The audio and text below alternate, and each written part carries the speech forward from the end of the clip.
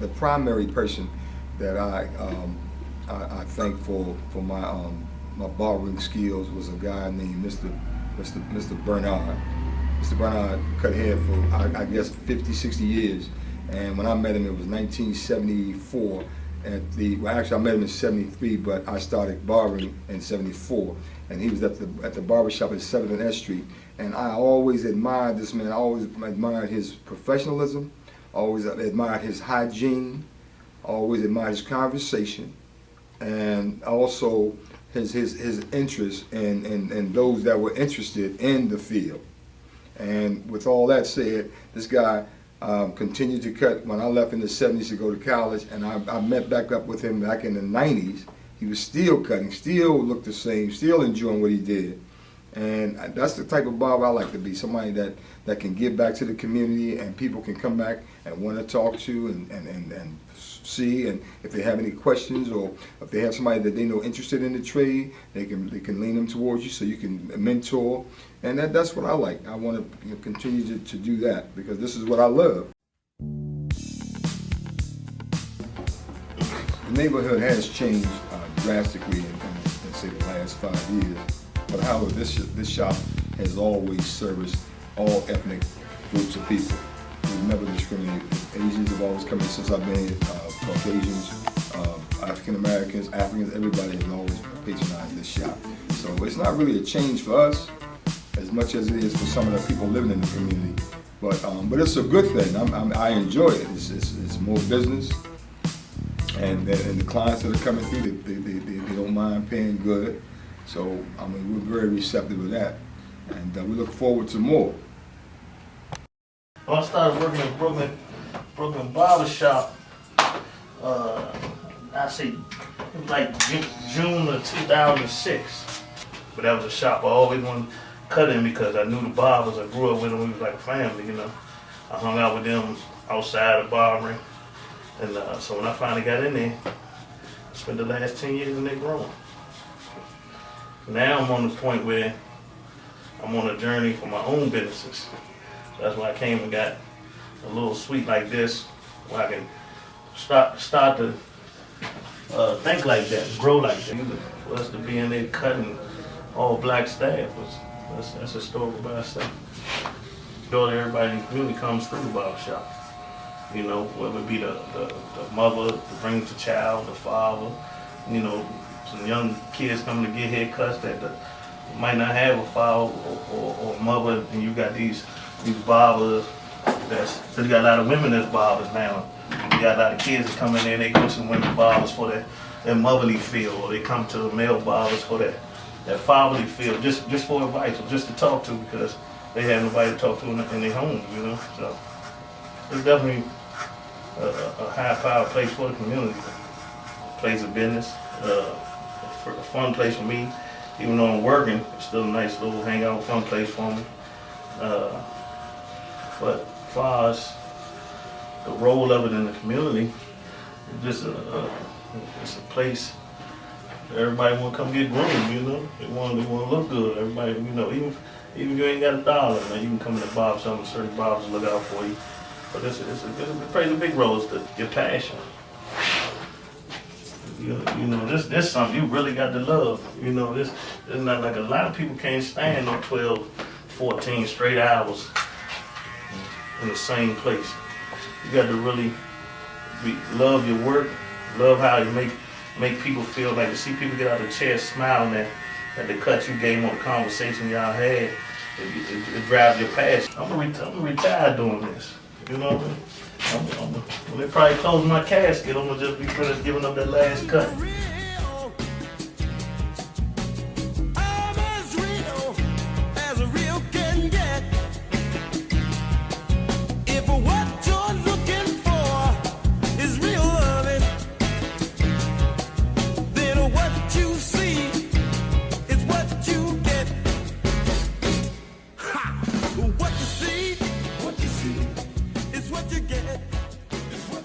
And I love to cut hair, I ain't gonna lie. I ain't even got to get paid now to cut. I just love to cut.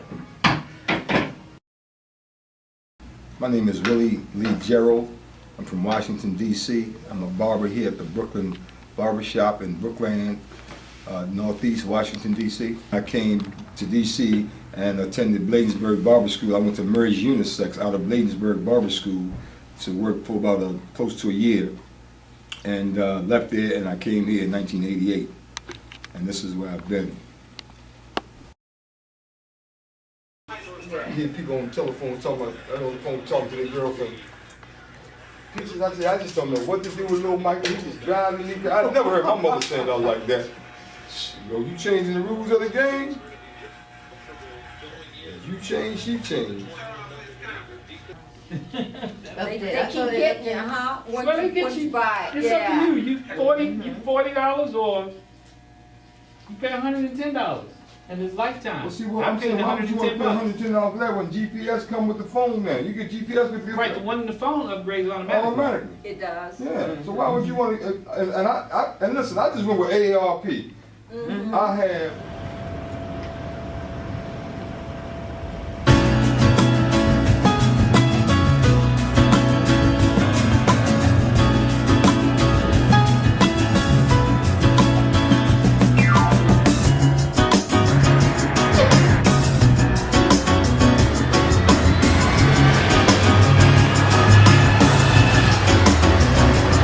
I'm taking care of business, woman, can't you see?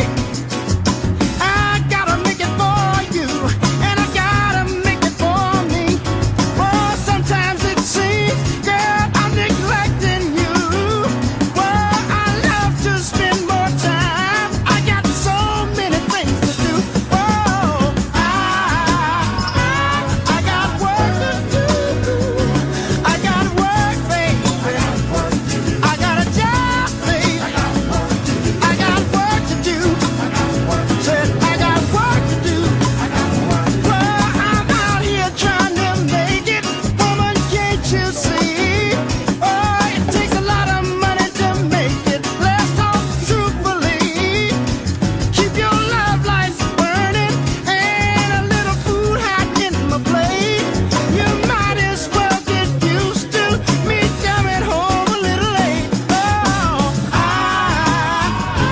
I got work to do. I got a job, baby. I got work to do. I got work to do. I got work to do. Congressional Cemetery? Where is that?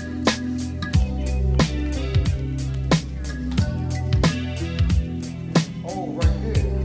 Okay.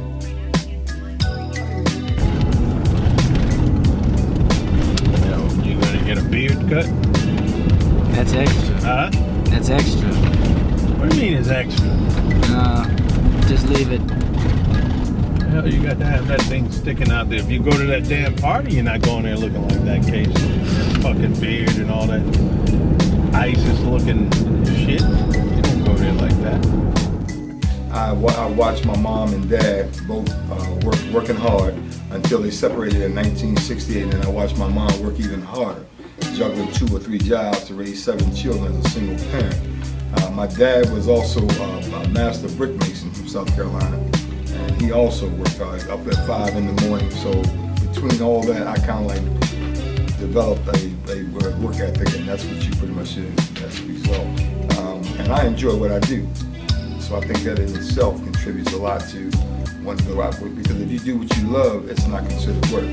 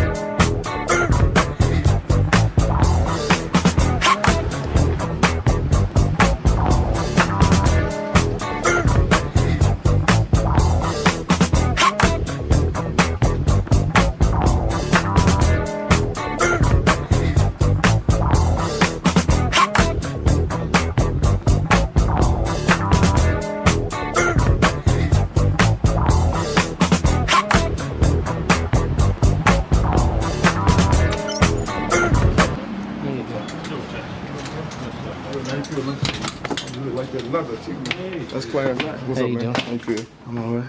You ever play this game called 5 Seconds? You have to get one for college, man. You pluck a card, and they have to read the card, and they have a little sand hourglass, like, you know, and it's like 5 seconds of sand, and you have to answer the question within 5 seconds. So they'll say, name 3 dinosaurs. They start the same. You got 5 seconds. Oh, okay. So T-Rex, So the card has the right, question. has the Yeah, question. they have that game, but it's on the phone. Oh, really? Yeah, it's called These are actual cards we had. Yeah, that's Yeah. better. Yeah. yeah. You sit at the table playing the game, everybody had their phones on. Right, forget that. You know what I'm Old saying? school is better. Hold up. Right. Oh, I got a call. I got a text. My niece had us in stitches, man, because they said, they took the card and said, ready, go. Name some peppers. She said, green pepper, red pepper, lemon pepper. Lemon pepper is a seasoning, it's not a pepper. Right. You know, Well, I mean, that's argument. That is an acceptable pepper. okay, well then what about salt and pepper? Well, that's No, I'm just that saying. is not. No, That- they said name some peppers, those are okay. seasoning. Yeah.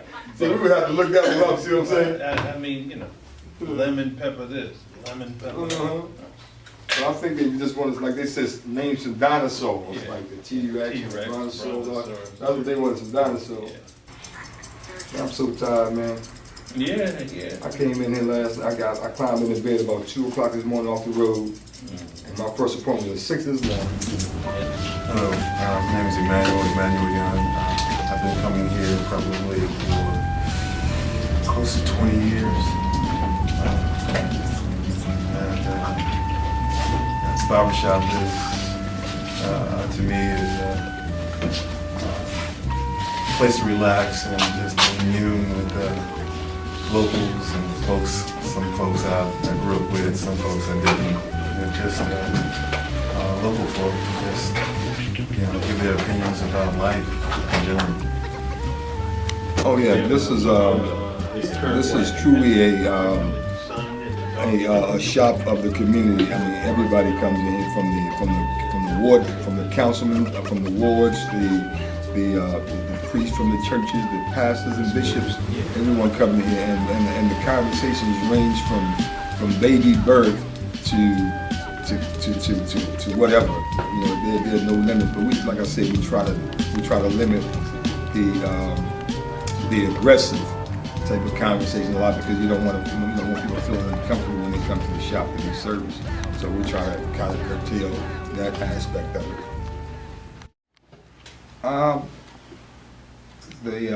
The all-star team that Dewey referred to were some guys that had pretty much honed their skills. They were great barbers.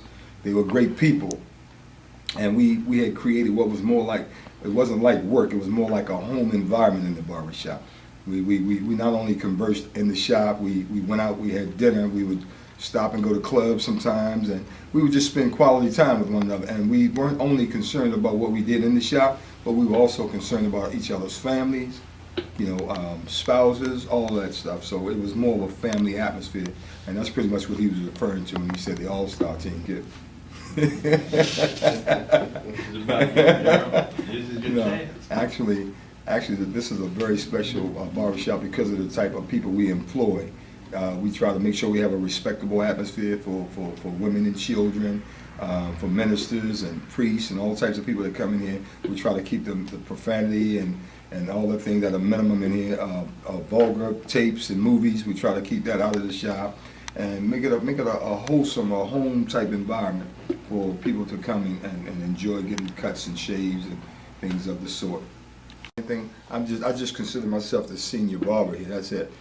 See, as a barber, a lot of people look at being a barber as just somebody, you know, you come in, you sit down, they put a cape around your neck, a neck strip on you, and they ask you, how would you like your hair? But our job is so much deeper than that. We're psychiatrists, we're doctors, we're lawyers, we're school teachers. We're all these things all wrapped up in a haircut. Mm-hmm. Because we have people come in, we give out marital advice. Mm-hmm. We have so many hats. Mm-hmm. And our clients look to us for a lot of advice. Mm-hmm. So So it's not just barbering. It's not just a haircut. It's more entailed. So in conclusion, I would like to say also, I learned from Mr. Bernard that you treat all clients the same. No big eyes or little U's. I noticed the kid that would come in that was 7 or 8, 11 or 12, or the man that was 70 or 80, they all received the same treatment. And I have since continued that. When clients come in here, I treat them all the same. Whether it's a $10 cut or $15 or $20 cut. And I don't allow people to come in and say, well, look, I have this and I need to be next, or no, the guy next is the guy with the $10. That's who's next. So, you know, let money dictate how you treat people. So with that in mind, I'd like to say, God bless you. Wish you the best on your project, and hopefully you'll bring back an A+.